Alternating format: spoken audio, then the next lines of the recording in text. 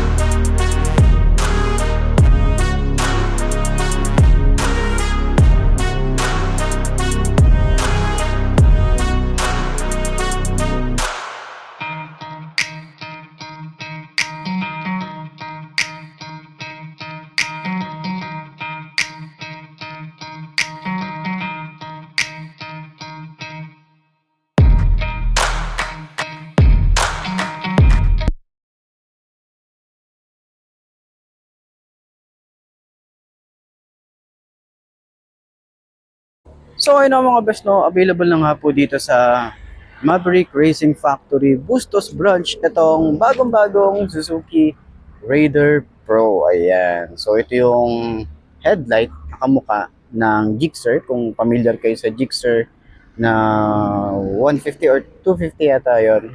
Ito yung headlight niya. Same yung headlight, pati yung kanyang signal light.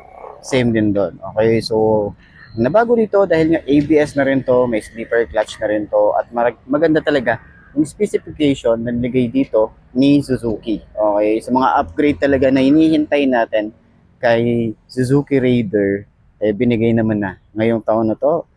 Okay, so nagkaroon na rin siya ng ABS, magandang specification, upgrade para dito, then keyless na nga rin pala ang isang to.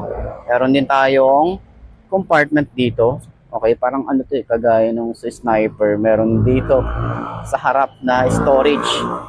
Dito na rin yung kanyang remote. Okay, so maliit lang talaga siya. Halos kasya dito, ang basahan, tapos mga gamit na maliit, okay? Barya pwede rito. Pero pwede rin kayo dito na mag-charge dahil nga may USB charging port na rin tayo rito. Okay, habang bumabiyahe siguro, hindi ko lang din sure kung kasya ba yung cellphone nyo rito. Tingnan ko nga. Kasya ba yung cellphone ko rito? Hindi siya kasya. Ayan. Yung cellphone natin, hindi siya kasya. Kaya kapag mag-charge tayo, nakalabas siya. Ayan. Okay. So, nabago rin dito yung kanyang panel gauge. Pero mas tinalaki to. Okay. Mas nakaangat na siya compare sa last time na Raider na nakatago. Okay. Sa kanyang handlebar, halos same pa rin naman dati. Hindi ko lang din sure kung same pa rin or similar pa rin yung nilagay nila rito. Pero mas parang lumaki siya. Tapos dito naman, yung ating gas tank. Ayan, mas ano talaga to, mas malinis, no? Mas ano siya, no? Parang mas lumuwag siya ng konti compare sa dati. So ngayon, upuan natin para at least dun sa lahat ng mga 5'2" na kagaya ko, yung height. Okay, mga kagaya kong 5'2" yung height. Ito yung itsura natin dito. Para at least alam nyo. Okay. Uy, ang lambot ng upuan. Sobrang lambot ng upuan, no? Ramdam ko agad yung ganda ng upuan. So, think kayad. Okay, pero manageable. Ay, so, mas tumaas pala siya compared dun sa dati. Mas tumaas siya. Yung kanyang ground clearance tumaas. Kasi nakasubok na ako ng Raider dun sa tropa ko. Halos ano siya, tumaas siya ng konti. Yung shock niya, yun, ganda talaga. Alam nyo, No, kwento ko lang din sa inyo, no, yung shock ng Suzuki. Talagang sobrang sulit na sulit eh, no. Napaka-smooth. Ang ganda ng ano, ang ganda ng bounce, oh. Kita niyo yan? Ganyan yung ano niya, pati dun sa likod, oh. Talagang yung pagdating sa shock, si Suzuki talaga yung gustong-gusto ko yung shock.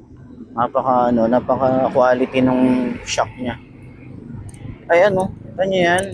Kasi yung sa tropa ko, yung naano ko siya, nung na-ride ko siya, kahit nasa lubak ako, ang ganda ng bounce nung kanyang shock.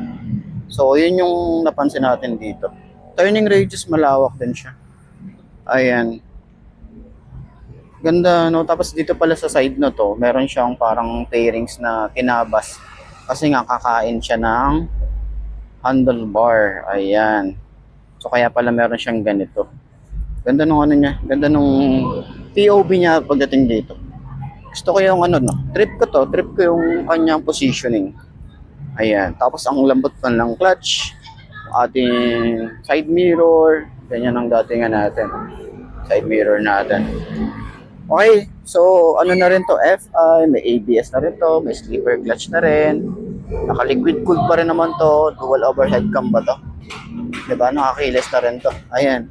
So, sa tingin nyo, sulit nga ba ang presyo at yung specification ngayong 2026? Bagong taon, bagong motor. So, ano sa tingin nyo?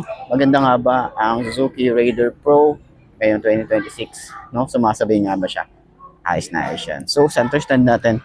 Check natin kung magaan din ba siyang i-center stand. Uy, napakagaan lang din i-center stand. Ayos na ayos yan.